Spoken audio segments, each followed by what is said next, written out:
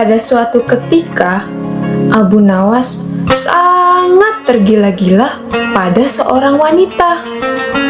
Wanita itu berasal dari negeri seberang. Ia adalah wanita yang sangat cantik, cerdas, dan juga ahli ibadah. Abu Nawas ingin sekali menjadikannya sebagai istri. Namun, meskipun Abu Nawas adalah sosok yang sangat cerdas dan cerdik, tetapi ia merasa sangat kesulitan untuk mendapatkan hati wanita cantik itu. Berbagai cara telah ia lakukan untuk menaklukkan hati sang wanita pujaan hati. Namun, selalu saja gagal. Tetapi, baginya, cinta membutuhkan perjuangan dan restu dari Tuhan. Abu Nawas menumpahkan harapannya kepada Allah Subhanahu wa Ta'ala. Dalam setiap sholat malamnya, Abu Nawas pun berdoa, "Ya Allah, berilah hamba istri yang cantik, humoris, cerdas, murah hati, dan juga pandai memasak."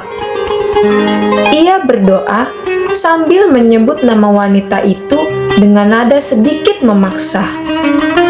Namun, sudah berbulan-bulan ia memanjatkan doa, tampaknya belum juga ada tanda-tanda doa itu terkabulkan. Sehingga Abu Nawas pun mengintrospeksi dirinya dan menurunkan sedikit kriteria permintaannya. "Ya Allah, jika Engkau berkenan, aku hanya ingin punya istri saja. Tidak perlu cantik, tidak perlu pandai memasak, tidak perlu humoris. Yang penting, aku dapat istri." Ucapnya dalam doa tersebut tanpa embel-embel nama si wanita dan segala sifatnya. Dan ia juga tak lagi memaksa dalam doanya. Namun, berbulan-bulan berikutnya, jawaban tetap tak kunjung datang. Kali ini, ia menggunakan kecerdasannya untuk mengubah strategi dalam doanya. Ia pun menggunakan nama ibunya untuk merayu Allah agar doanya cepat terkabul. "Ya Allah, sungguh aku tidak akan meminta macam-macam lagi. Kali ini aku tidak meminta untuk diriku, tetapi untuk ibuku. Aku hanya merasa kasihan pada ibuku yang sudah renta. Tolong berikan ibuku seorang menantu yang baik, karena kasihan jika ia meninggal dunia tetapi belum pernah memiliki seorang menantu. Sekali lagi, ini bukan untukku ya Robbi, ini untuk ibuku," pinta Abu Nawas.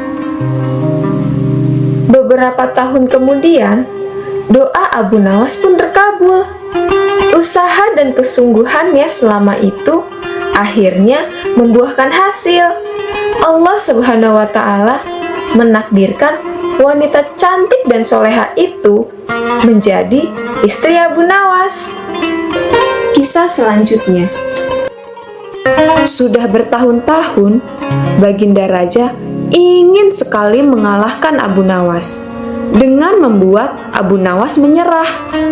Namun, jebakan yang selama ini dibuat semuanya bisa dipatahkan dengan cara-cara yang cemerlang dan juga jenaka oleh Abu Nawas.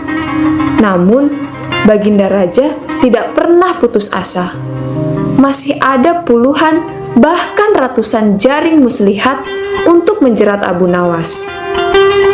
Baginda Raja bersama para menterinya sering mengunjungi tempat pemandian air hangat yang hanya dikunjungi oleh para petinggi kerajaan, bangsawan, serta orang-orang yang terkenal. Di suatu sore yang cerah, tatkala Baginda Raja beserta para menterinya berenang di kolam, beliau berkata kepada para menteri, "Saya punya strategi jitu untuk menjebak Abu Nawas. Apa itu, wahai Paduka yang mulia? Tanya seorang menteri. Kalian tidak usah tahu dulu. Aku hanya menghendaki kalian semua untuk datang lebih awal besok sore. Dan jangan lupa, datanglah besok sebelum Abu Nawas terlebih dahulu datang. Karena aku akan mengundangnya juga untuk mandi bersama kita. Ujar Baginda Raja memberi pengarahan. Baginda Raja memang sengaja tidak menjelaskan tipuan apa yang akan digelarnya besok. Abu Nawas pun diundang untuk mandi bersama Baginda Raja dan para menterinya di pemandian air hangat. Seperti yang sudah direncanakan, Baginda Raja dan para menterinya sudah datang terlebih dahulu. Baginda Raja membawa 19 butir telur ayam. 18 butir dibagikan khusus untuk para menterinya. 1 butirnya khusus untuk dirinya pribadi. Lalu, Baginda Raja memberi arahan singkat tentang apa yang telah direncanakan untuk menjebak Abu Nawas.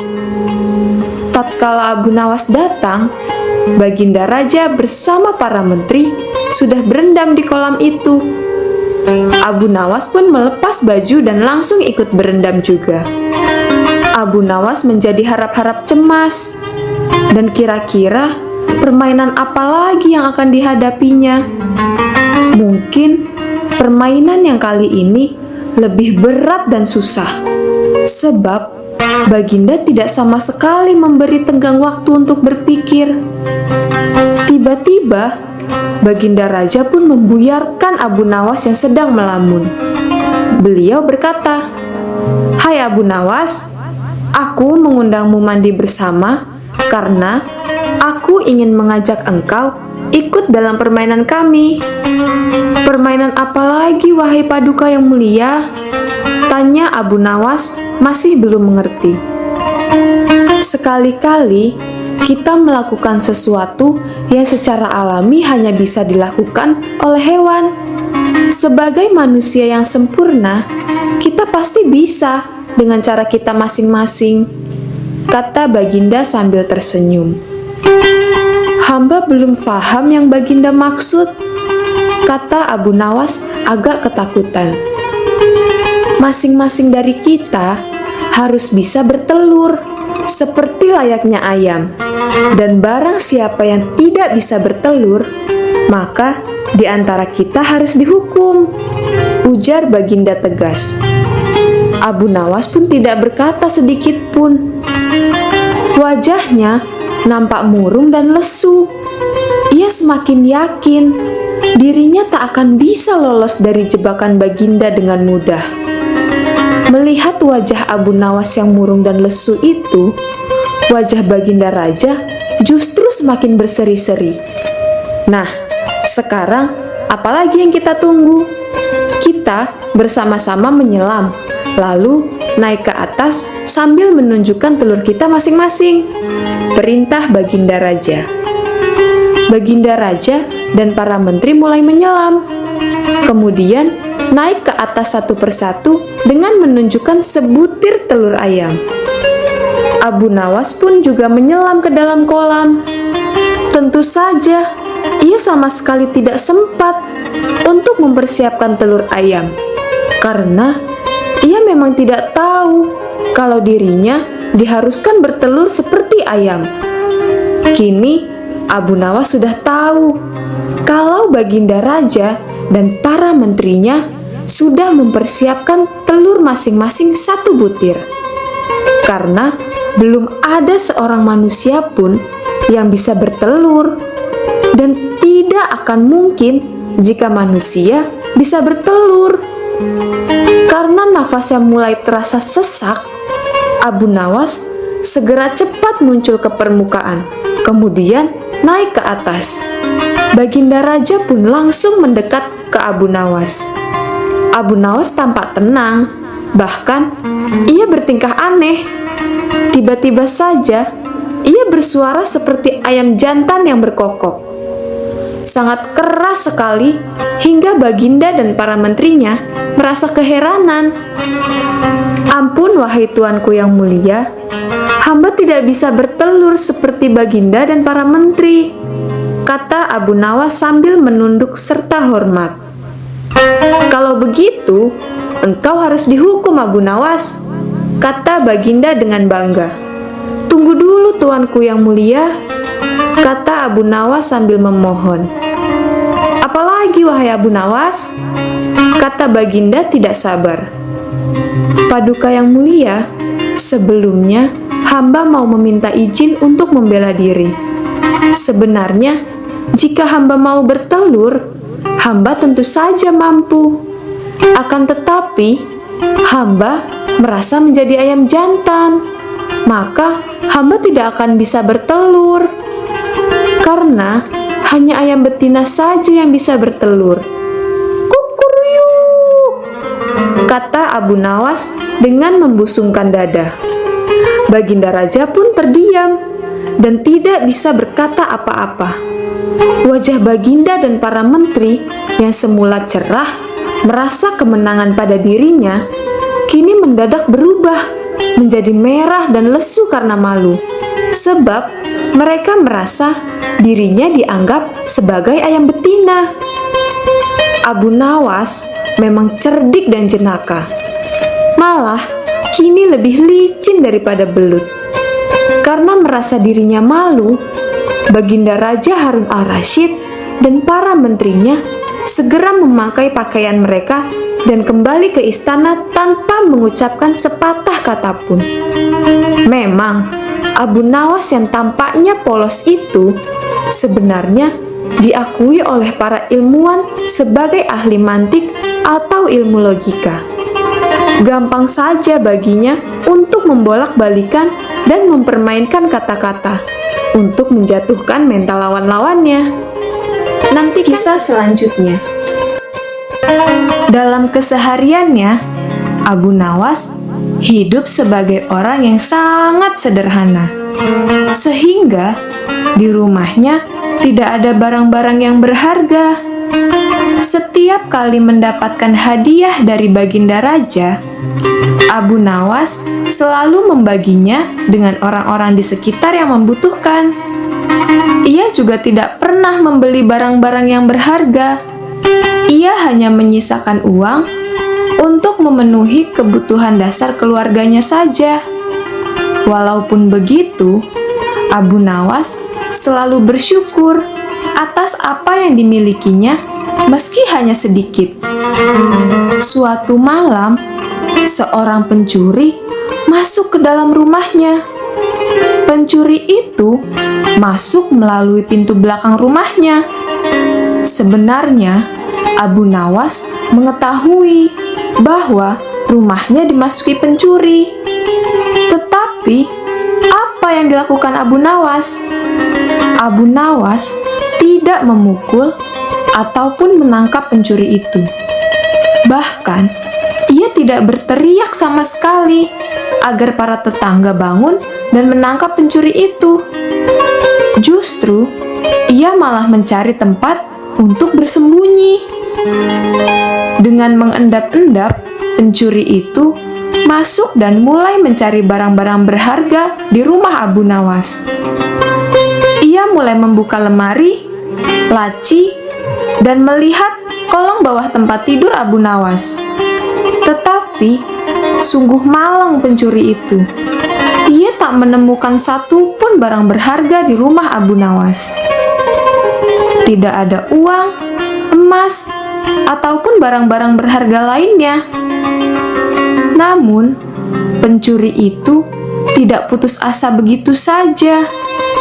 Ia memeriksa ulang setiap ruangan yang ada di rumah Abu Nawas. Untuk kembali memastikan, ia telah menggeledah seluruh tempat yang ia duga terdapat barang berharga di dalamnya.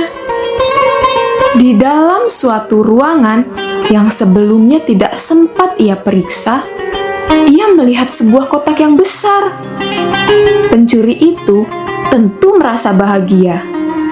Ia membayangkan bahwa Abu Nawas menyimpan barang-barang berharganya di dalam kotak besar itu. Dengan senang hati, pencuri itu segera membuka kotak besar yang ia temukan. Namun, betapa terkejutnya ia ketika yang ada di dalam kotak itu adalah Abu Nawas. Abu Nawas pun sama kagetnya dengan pencuri itu. Secara spontan, pencuri itu pun bertanya, "Hei, apa yang sedang kamu lakukan di dalam kotak ini?" "Saya bersembunyi dari kamu," jawab Abu Nawas. "Loh, kenapa begitu?" tanya si pencuri. "Sesungguhnya, saya merasa malu kepadamu karena saya tidak memiliki apa-apa untuk diberikan kepadamu. Saya tidak memiliki barang yang berharga. Maka dari itu, saya bersembunyi di kotak ini," jawab Abu Nawas lagi dengan wajah yang sedih. Setelah mendengar jawaban Abu Nawas, dengan hati yang sangat kecewa, pencuri itu pergi meninggalkan rumah Abu Nawas. Tetapi, ia juga bersyukur sekaligus keheranan karena Abu Nawas tidak memukulnya atau berteriak memanggil tetangga, sehingga ia pun selamat. Nanti kisah selanjutnya. Di suatu pagi yang cerah, Abu Nawas pergi ke pasar untuk membeli kebutuhan sehari-hari karena barang-barang kebutuhan di rumahnya sudah habis. Abu Nawas pun terlihat sangat sibuk memilih bahan-bahan kebutuhannya di pasar. Setelah membayar, kemudian satu persatu belanjaannya dimasukkan ke dalam keranjang. Hingga tak terasa, keranjang miliknya sudah sangat penuh. Abu Nawas pun merasa tidak kuat mengangkat keranjang miliknya yang sudah penuh itu. Karena hal itu, ia pun berinisiatif untuk meminta bantuan seorang kuli panggul untuk membawakan barang belanjaannya. Pandangannya tertuju pada seorang laki-laki yang memiliki tubuh kekar dan berdiri tegap. Karena menurutnya, pastilah orang tersebut kuat untuk membawakan belanjaannya hingga sampai ke rumah. Kemudian, Abu Nawas pun segera memanggil orang itu. "Hai kamu, kemarilah. Tolong bawakan belanjaan saya.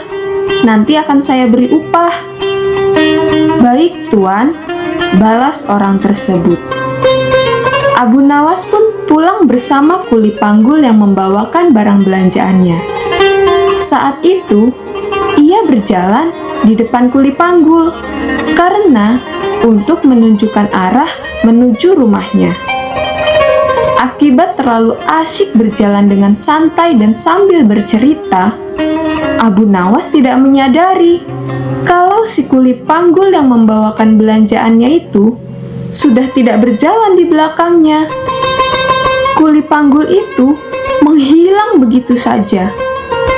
Ternyata kuli panggul tersebut kabur membawa belanjaan milik Abu Nawas.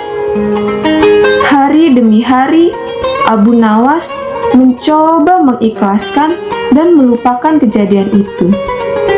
Hingga seminggu pun telah berlalu.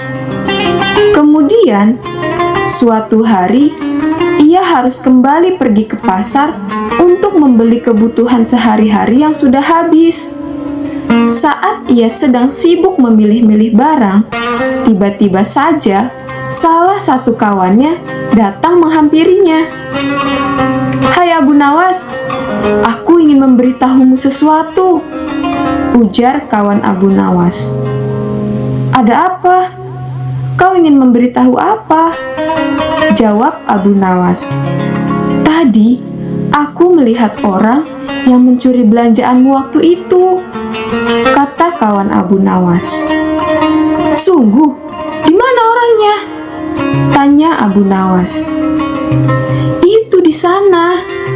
Ayo kita tangkap dia dan minta ganti rugi, ajak kawan Abu Nawas.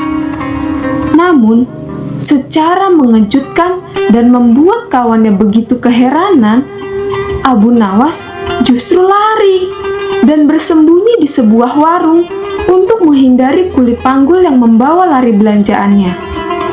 Abu Nawas, kenapa malah bersembunyi? Sebenarnya ada apa? Tanya kawan Abu Nawas. Begini kawan, kuli panggul itu sudah membawakan belanjaanku selama 1 minggu. Sedangkan aku belum memberinya upah sedikit pun. Aku sangat takut kalau dia akan menagih upahnya padaku. Pasti dia sekarang sedang mencariku, makanya dia pergi ke pasar, jawab Abu Nawas. Mendengar penjelasan dari Abu Nawas, kawannya itu pergi meninggalkannya dan tertawa sambil berkata, "Kamu memang benar-benar aneh, Abu Nawas." Kisah selanjutnya. Suatu hari, saat sedang bersantai di sebuah warung kopi, Abu Nawas melihat salah satu temannya sedang murung karena sebuah masalah. Abu Nawas pun segera menghampiri kawannya itu. "Hai kawan, ada apa? Sepertinya kau sedang ada masalah. Ceritakanlah kepadaku," tanya Abu Nawas. Kawannya itu segera menceritakan permasalahan yang sedang dihadapinya kepada Abu Nawas. Sebagai sahabat, tentu Abu Nawas mencoba untuk menghibur kawannya. Ia pun menceritakan sebuah kisah yang sangat lucu tentang seorang penggembala. Mendengar cerita Abu Nawas yang begitu lucu, membuat kawannya tertawa terpingkal-pingkal. "Abu Nawas, terima kasih karena engkau telah menghiburku, sehingga beban pikiranku menjadi lega," ujar kawannya. Hari berikutnya, Abu Nawas kembali bersantai di warung kopi yang kemarin didatanginya. Dan ia kembali melihat kawannya yang kemarin sedang termenung seorang diri. Abu Nawas pun menghampiri kawannya tersebut. "Hai kawan, kenapa lagi?" tanya Abu Nawas. "Aku sedang ada masalah, Abu Nawas," jawab kawannya. "Sudah, jangan bersedih. Memangnya masalah apa lagi yang sedang menimpamu?" tanya Abu Nawas. Kawannya pun kembali menceritakan masalah yang sedang dialaminya. Ternyata masalah yang dialaminya sama seperti kemarin. Meski demikian, Abu Nawas tetap mencoba untuk menghibur kawannya. Ia kembali menceritakan sebuah cerita lucu yang sama seperti kemarin, yaitu anak penggembala. Kawannya itu masih menertawai kisah yang diceritakan oleh Abu Nawas. Hari berikutnya, Abu Nawas kembali mendapati kawannya sedang bersedih di warung kopi yang sama seperti kemarin. Abu Nawas kembali bertanya masalah apa yang sedang dialaminya. Dan ternyata masalah yang dialami sama seperti kemarin. Abu Nawas pun kembali menghibur kawannya dengan cerita yang sama, yaitu seorang penggembala. Namun, kali ini kawannya hanya terdiam. "Loh, kenapa kamu hanya diam dan tidak tertawa?" tanya Abu Nawas. "Karena cerita lucu yang kamu bawakan sama seperti yang kemarin. Jadi, lucunya sudah tidak terasa karena ceritanya diulang-ulang," jawab kawannya. Abu Nawas hanya tersenyum mendengar jawaban kawannya. Lalu ia berkata kepada kawannya, "Kawan, jika kamu tidak bisa tertawa berulang-ulang dengan cerita lucu yang sama, lalu mengapa kamu selalu mengeluh berulang-ulang dengan masalah yang sama?" Padahal, jika kamu bersyukur, niscaya kamu tidak akan mengeluh dengan masalah yang sama. Kisah selanjutnya. Cerita diawali saat Abu Nawas muda pernah bekerja di sebuah pabrik pembuatan pakaian atau menjadi penjahit. Namun, Abu Nawas memiliki majikan yang sangat pelit. Suatu hari, majikannya datang dengan membawa kendi berisi madu. Karena majikannya khawatir madu tersebut diminum oleh Abu Nawas, maka sang majikan pun berbohong kepada Abu Nawas. "Hai Kang, Abu Nawas, kau jangan menyentuh kendi ini, apalagi sampai meminumnya, karena kendi ini berisi racun, dan aku tidak mau kalau kau mati karena meminumnya," kata sang majikan. Sebenarnya, Abu Nawas sudah curiga, sebab mana mungkin racun dibawa-bawa hingga ke tempat kerja. Untuk apa? Saat itu, Abu Nawas merasa sangat lapar. Maka, ia terpaksa menjual sepotong pakaian dan menggunakan uangnya untuk membeli roti. Bahkan, Abu Nawas juga membuka kendi yang tadi dibawa oleh majikannya dan menghabiskan madu yang ada di dalam kendi dengan roti yang dibelinya. Kecurigaan Abu Nawas ternyata benar, bahwa isi di dalam kendi itu bukanlah racun, melainkan madu yang sangat lezat. Karena hal itu, Abu Nawas bukan mati karena racun, tetapi malah kekenyangan karena memakan semua madu yang ada di dalam kendi. Beberapa saat kemudian, majikannya datang dan menyadari bahwa pakaian yang dijualnya telah kurang satu. Ia juga memeriksa kendi yang tadi dibawanya, dan ternyata kendi yang berisi madu itu juga telah habis. "Hai Abu Nawas, sebenarnya apa yang telah terjadi di sini?" tanya sang majikan dengan marah.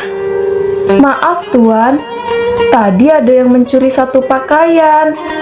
Karena aku takut dimarahi oleh Tuan, jadi aku putuskan untuk bunuh diri dengan meminum racun yang ada di dalam kendi itu," jawab Abu Nawas. Majikan tersebut pun tertawa melihat Abu Nawas kekenyangan. Dan tentu saja, ia telah gagal menipu seorang Abu Nawas. Kisah selanjutnya. Suatu ketika, di kota tempat Abu Nawas tinggal, sedang dihebohkan dengan adanya tabib baru yang mengaku sakti. Tabib itu mengatakan bahwa ia bisa mengobati penyakit apa saja. Alhasil, rumahnya didatangi oleh ratusan pasien. Padahal, sebenarnya, tabib tersebut hanyalah seorang penipu.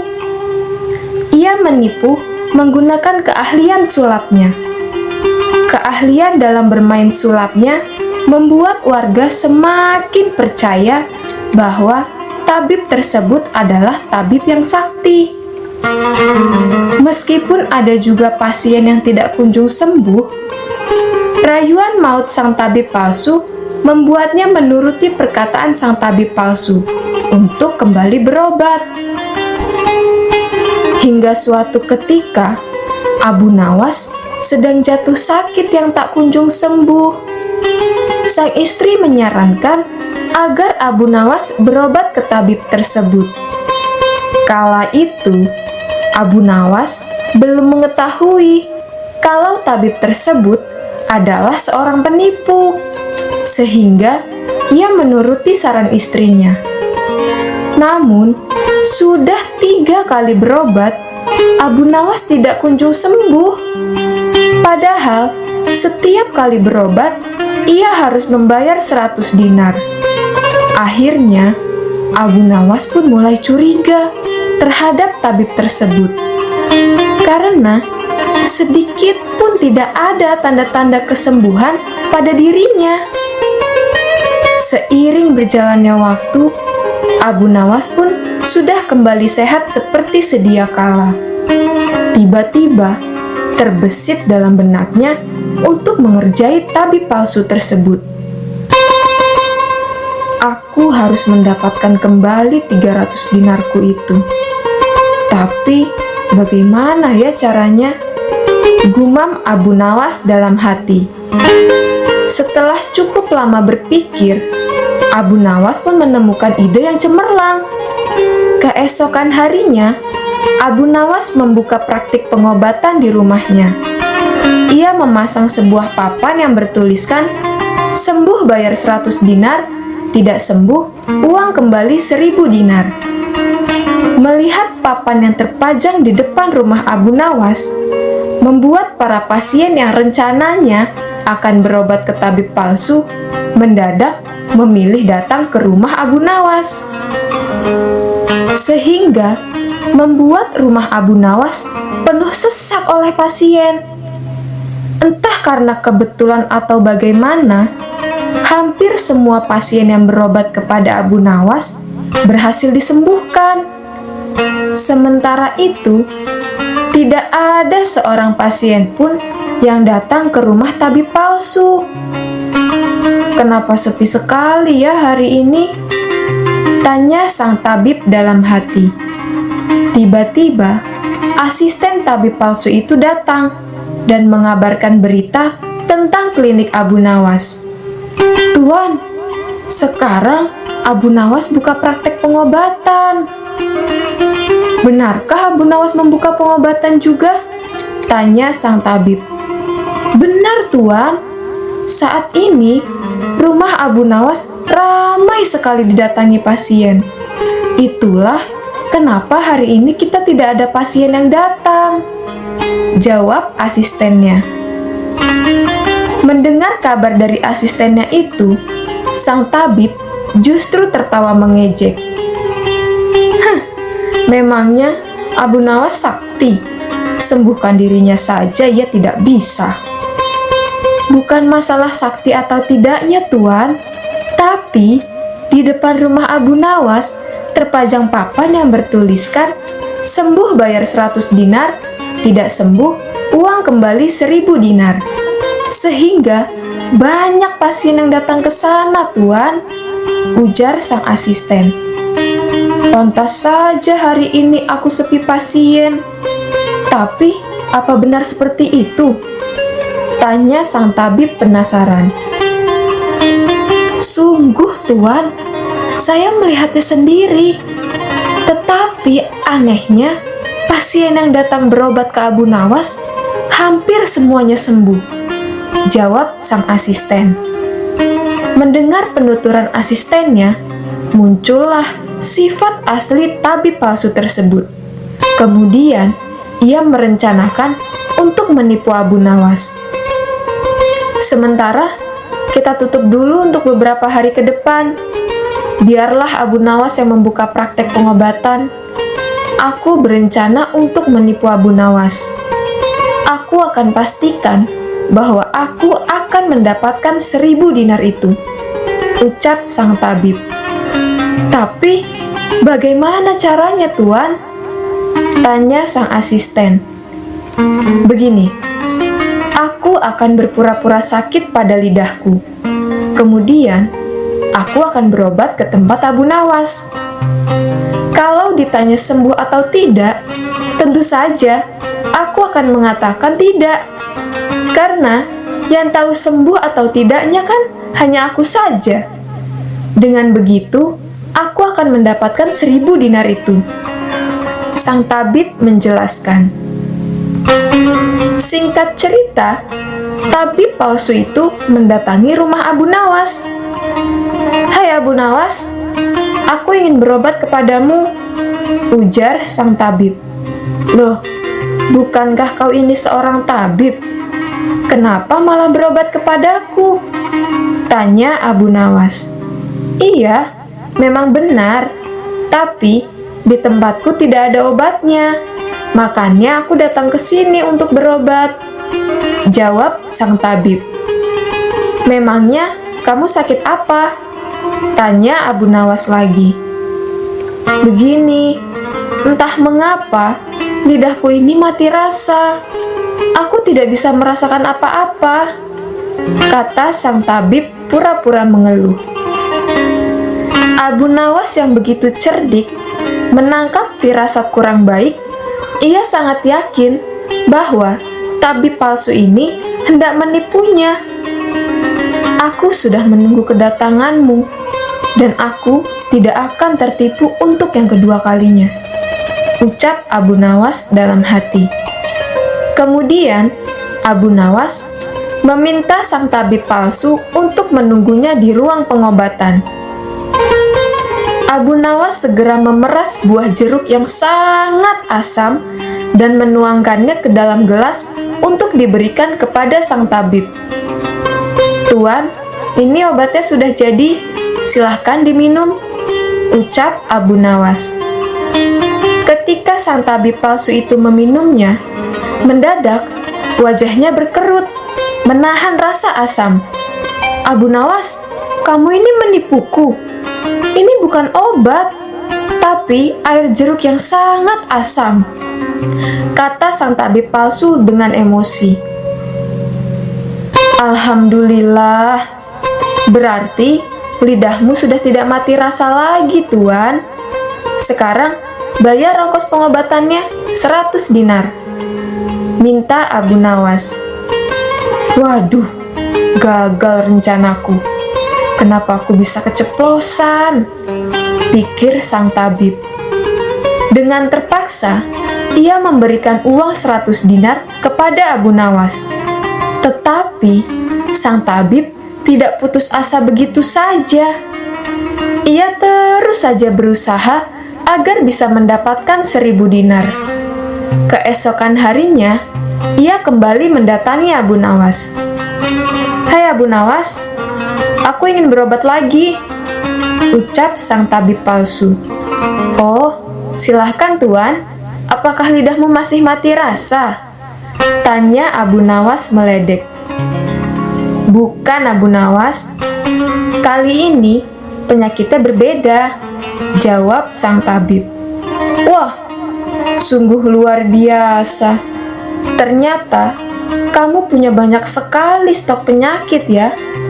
Kali ini apa penyakitnya? Tanya Abu Nawas lagi. Sekarang aku kehilangan ingatan Abu Nawas, jawab tabib palsu itu. Apakah kamu sedang kesandung kasus korupsi? Makanya sampai hilang ingatan, tanya Abu Nawas. Enak saja kamu, memangnya aku ini pejabat, jawab tabib dengan protes. Ya, baiklah. Tunggu di sini sebentar, aku akan ambilkan obatnya, ucap Abu Nawas. Kemudian, Abu Nawas kembali menemui sang tabib palsu dan memberikan sebuah obat. Ini obatnya, Tuan. Silahkan diminum. Tidak, aku tidak mau meminumnya, ujar sang tabib palsu. Loh, memangnya kenapa? Katanya kamu ingin sembuh, ucap Abu Nawas. Ini kan air perasan jeruk yang seperti kemarin. Aku tidak mau meminumnya, kata sang tabib menolak. Alhamdulillah, tanpa meminumnya pun kamu sudah sembuh, Tuan. Sini, bayar 100 dinar, minta Abu Nawas lagi. Hah?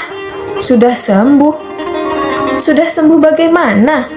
Kamu jangan mengada-ngada ya Abu Nawas, ucap sang tabib.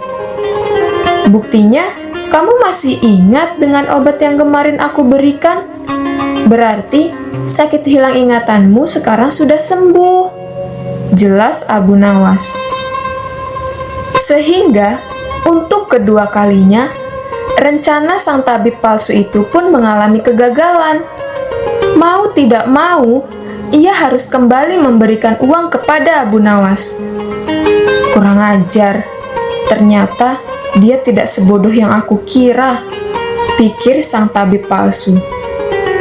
Tidak terima dengan dua kegagalan yang dialaminya, tabib palsu itu pun kembali merencanakan sesuatu. Aku pasti berhasil kali ini, ucap sang tabib merasa yakin. Kali ini, ia berpura-pura buta. Kemudian, ia berjalan ke rumah Abu Nawas dengan bantuan tongkat di tangannya. Melihat hal itu, Abu Nawas sempat kaget dan merasa sangat iba. Abu Nawas pun bertanya kepada sang tabib palsu, "Apa yang sudah menimpamu? Dan mengapa kamu bisa seperti ini, Tuan?" Sang tabib pun menjawab, "Abu Nawas, tolonglah aku. Mataku tiba-tiba buta. Tolong sembuhkanlah aku." Abu Nawas mempersilahkan sang tabib palsu itu masuk ke dalam ruang pengobatan. Setelah mengamati dengan seksama, akhirnya Abu Nawas pun menyadari bahwa itu adalah tipuan. Abu Nawas yang tidak pernah kehilangan akal pun mempunyai cara lain untuk menghadapinya. "Sepertinya penyakit kebutaanmu ini sudah sangat parah, Tuan. Maafkan aku untuk kali ini, karena aku tidak mampu mengobatinya," ucap Abu Nawas berpura-pura sedih. Mendengar jawaban dari Abu Nawas, tabib pun langsung merasa kegirangan. Akhirnya, ia bisa mengelabui Abu Nawas. "Lalu, bagaimana ini Abu Nawas? Padahal, aku sungguh berharap banyak kepadamu," kata sang tabib berpura-pura. "Mau bagaimana lagi, Tuan? Aku tidak mungkin bisa menyembuhkanmu," jawab Abu Nawas. "Kalau begitu, aku dapat uang 1000 dinar dong?" tanya tabib palsu itu penuh harap. "Iya, tentu saja. Aku tidak mungkin berdusta," balas Abu Nawas. Kemudian, Abu Nawas masuk ke dalam rumah untuk mengambilkan uang 1000 dinar untuk sang tabib palsu. Tabib palsu itu menerima uang 1000 dinar dengan penuh kegirangan. Tetapi, setelah ia menghitung uangnya, ia langsung murka. "Hai Abu Nawas, kenapa uangnya hanya 10 dinar?" tegas tabib palsu dengan emosi. "Loh, dari mana kamu tahu kalau jumlahnya itu hanya 10 dinar?" tanya balik Abu Nawas. "Uangnya memang cuma ada 10, tapi pecahan 1 dinar, bukan 100 dinar. Memangnya aku ini buta?" balas tabib palsu tambah emosi. "Alhamdulillah, berarti sekarang kamu sudah sembuh," ucap Abu Nawas sambil mengambil kembali uangnya. "Apa maksudmu, Abu Nawas? Kenapa uangnya diambil lagi?" tanya si tabib kebingungan. "Kamu kan sudah sembuh. Sini, bayar 100 dinar," ucap Abu Nawas. "Sembuh apanya? Kamu jangan mengada-ngada lagi, Abu Nawas," ucap tabib palsu. "Bukankah tadi kamu kesini, katanya kamu mengalami kebutaan? Tapi kamu bisa membedakan mana pecahan 1 dinar dan mana pecahan 100 dinar? Berarti matamu sudah bisa melihat. Kamu sudah tidak buta," jelas Abu Nawas. Hal itu membuat tabib palsu tadi tidak bisa berkata apa-apa. Dengan terpaksa, ia memberikan uang 100 dinar kepada Abu Nawas dan pergi dengan rasa yang kecewa. "Sungguh, aku benar-benar kapok berurusan dengan Abu Nawas," ucap si tabib palsu. Karena rencana Abu Nawas sukses, membuat Abu Nawas berhasil mendapatkan kembali 300 dinar yang pernah diberikan kepada sang tabib palsu sewaktu ia berobat.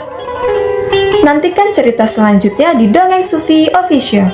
Jangan lupa untuk like, share, dan subscribe. Nyalakan loncengnya juga ya. Terima kasih.